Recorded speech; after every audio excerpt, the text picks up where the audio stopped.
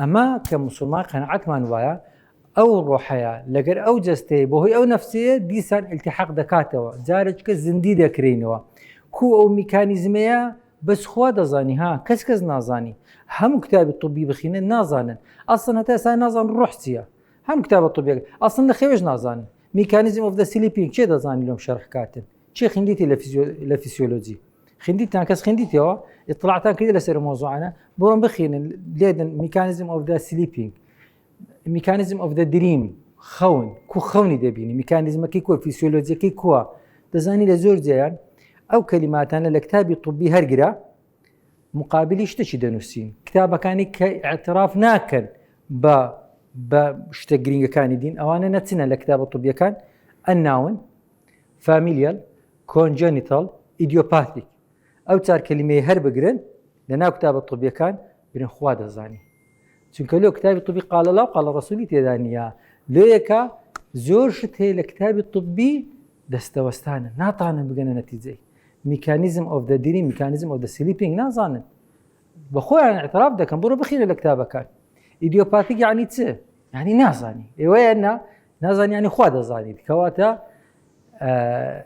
تێگەیشتنمان بەو منهەجەتە جوانەی وەمان لێ دەکاتن نەخۆشمان خۆش دەبێت لەبەرچی لەبەر خۆمان چونکە دەتانین بۆ مهنە طبیەمان خێرەی زۆر کۆ بکەینەوە هەوڵدەین ئیشی زۆر کۆکەینەوە و مشارەکەی دەورات بکەین خۆمان تەقویە بکەین خۆمان فێر بکەین بێخینینەوە خۆمان شارەزا بکەین خزمەتی زۆر خڕکەینەوە چونکە فرسەتە فرسەت ئومێد دەکەم ئەوەندەی کە دەزانین درشی پێ دەکەین ئیستیفادەی لێ بکەین تەمەن تەواو دەبی بەس چەند موهیمە تەمەنمان لەناو ئیشی باش سەرف بکەین لەناو ئیشی چاک سەرف بکەین لە خۆمان بدۆزینەوە چونکە خۆی نەناسیتن خۆی ناناسی دڵنیا بە یعنی دینداریش بە زانینەوە جوانە چونکە یەکەم ئاەت چییە پێمان دەرێ ئیقرأ بخینە یخۆ پێغەمبەر صلی الله علیه و سلم قەلەم قاقەزی لەدەست نەبووە ها دەزانن خۆ ئەوە نییە قەلەم قاقەزی لەدەست بوو بیتون و دانیشتی بیتون و ئیملاتە پێغەمبەر هەر ئومی بوو خوێندەواری نەبووە هەر نێزانێ بنووسی بە بەڵگەی ئەوەی کە لە پەیمانی حودەیبیە دەرێ ئیمام عەلی لە چەند دەر محەممەد ڕەسوڵ الله بینە باڕەشی کەمەوە چونکە دەرێ ئەوان دەرێگەرمە بڕۆمان هەبی کە محەممەد ڕەسوڵ اللهە ئەمە لۆ شەڕ لەگەر دەکەیت ئێمە بنووسە محەممەد کوڕی عەبدوڵڵایە ئەمە ها دەدناسی نازانین محەممەد ڕەسوڵ اللهە ئیمامی عومەر تووڕە دەبی چێ کاتیبەکە ئیمامی عەلی پێغەمبەر صلی الله علیه و سلم ئیمام عەلی چەند دەنووسیتە ڕەسوڵ الله بینە باڕەشکەمەوە بەدەستی خۆڕەش دەکاتەوە کەواتە ئەدی بخینە یعنی چ بخینە قورئانی فەرقی هەیە لەگەر ئەو خینەی ئەمە تەماشا دەکەین اقرأ باسم ربك الذي خلق زۆر جیاوازە یعنی ژانی بخینەوە یعنی خۆت بخینەوە یعنی بزان ئەتو چی چت دەوێتن دەچی چێندێت لە چی هاتی چێوە دەچی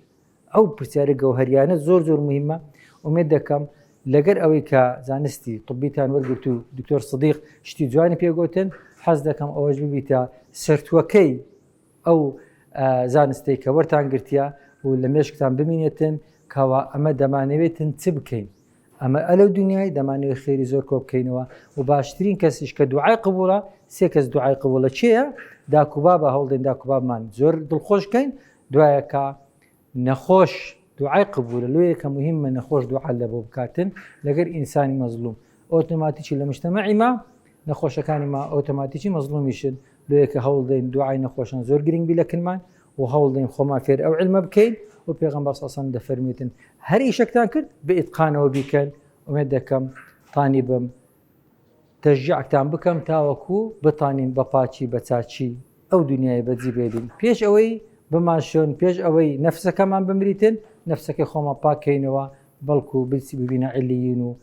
پاداشتەکەمان بەهەشت و ڕەزامەندی رب العالمین وآخر دعوانا الحمد لله. میهرەبانی دڵسۆزی و لێزانی